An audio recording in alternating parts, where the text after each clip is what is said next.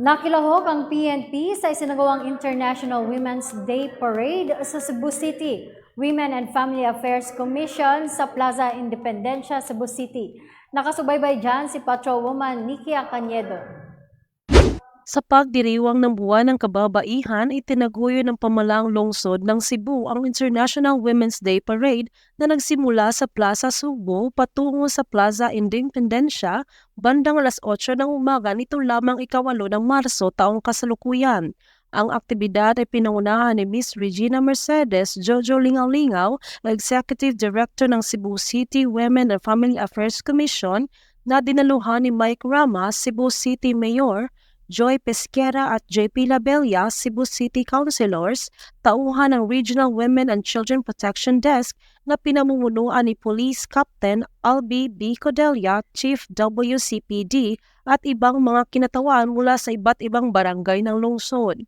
Aktibo rin na dinaluhan ng mga tauhan ng Regional Police Community Affairs and Development Unit 7 ang programa na pinamunuan ni Police Colonel Leoncio B. Baligot Jr., Chief RPCADU 7.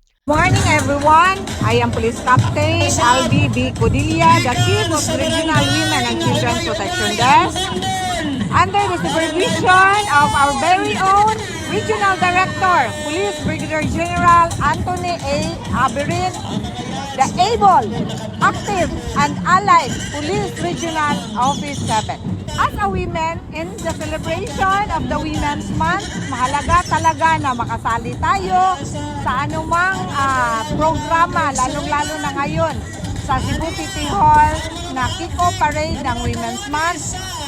Ipaano natin yung mga strengthening and strong collaboration and strong partnership sa pagpapatupad natin ng women's rights, laws, and policies para makatulong tayo sa ating kapwa mga kababaihan. Ito pong ganitong klaseng aktibidad ay maganda din po kasi pinapakita po sa lahat na lahat ng tao ay pantay-pantay. Mababae man, malalaki, sa madaling salita, gender equality po. So, ngayong buwan na to, dapat nating empower lahat ng kababaihan. Kung kaya ng lalaki, kaya rin ng babae. Huwag tayong maging biktima dahil lahat tayo dito sa mundong ito ay pantay-pantay. Marami pong salamat.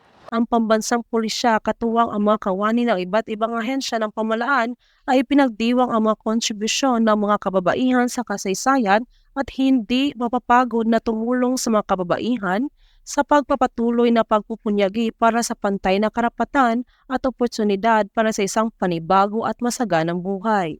Mula dito sa Cebu City, ako yung Police News Network Correspondent, Patrolwoman Nikia Cañedo, alagad ng batas, tagataguyod ng balitang pulis.